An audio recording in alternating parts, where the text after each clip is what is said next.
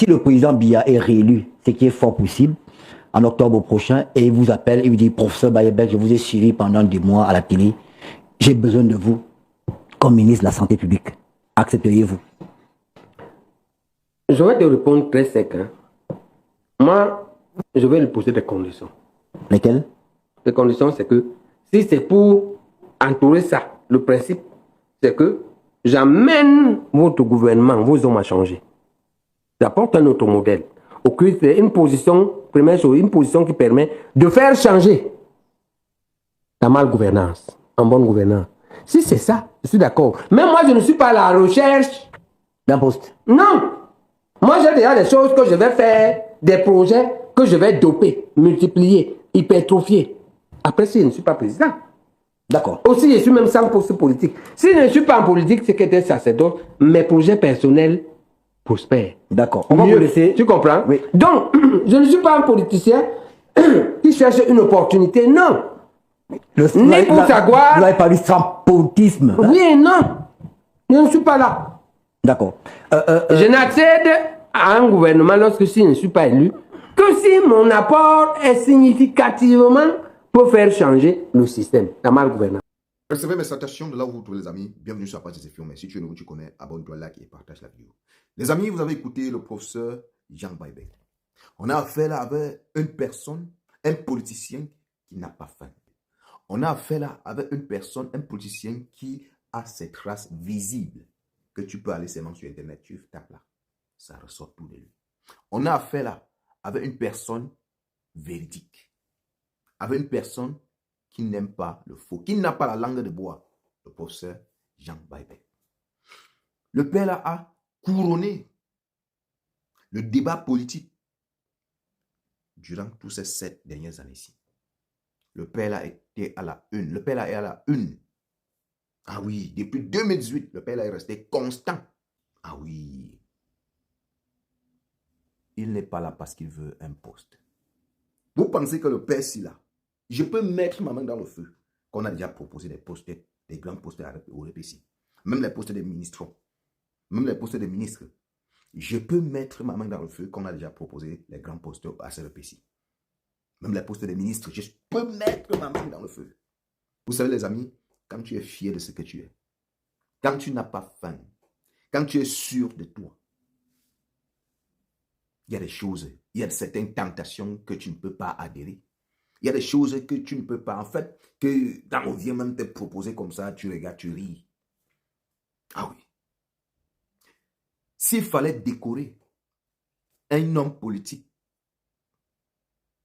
celui-là qui a tenu sa parole et a tenu les débats durant ces 7 dernières années-ci, celui-là qui déstabilisait, que tu sois n'importe qui, tu arrives sur le plateau télé avec lui, que tu veux un peu entrer dans la maman, il te redresse. Beaucoup ne sont pas restés constants, les amis. Vous avez écouté, il a dit non, que si le président de la République l'appelle, il va poser ses conditions. Il pose ses conditions. D'abord, il va d'abord nettoyer tous ceux-là qui ont mis le pays en mal. Il va d'abord toiletter. Il va d'abord, c'est-à-dire, en fait, lui, il sera le boss. Ah oui, lui, il sera le boss. Parce que lui, comme il a dit, il ne peut pas travailler avec ces gens-là. Il ne peut pas. Regardez tous ceux-là qui ont couru dans le sac comme ça, ils ont allé dire que bon, voilà, ils ont pris la poste de ministre. Qu'est-ce qu'ils font?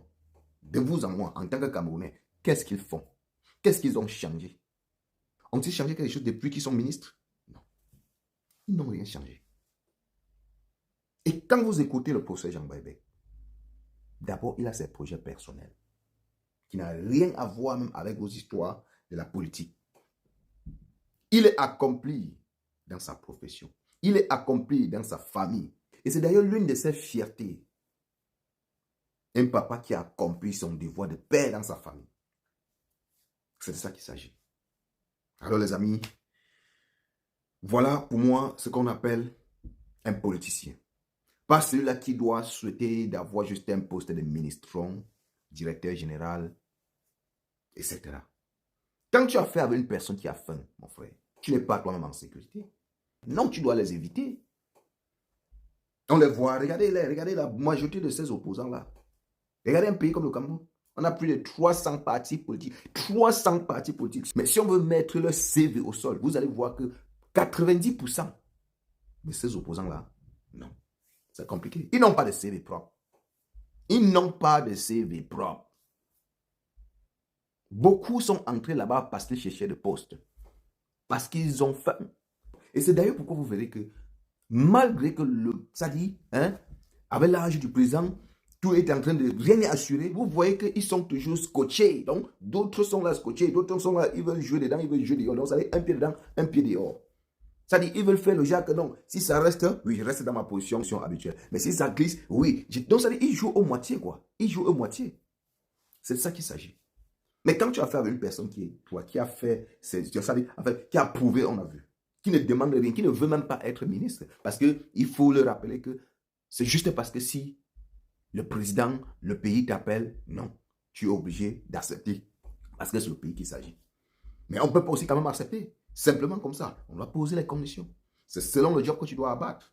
Ah oui, parce que aller dans un gouvernement comme le nôtre, dire que tu vas changer, non, c'est compliqué. En tout cas, les amis, ce que je tenais à vous dire, c'est que voilà l'exemple d'homme politique qui n'a pas faim, qu'en temps normal, on devrait suivre. Prenez le professeur Maurice Kamto.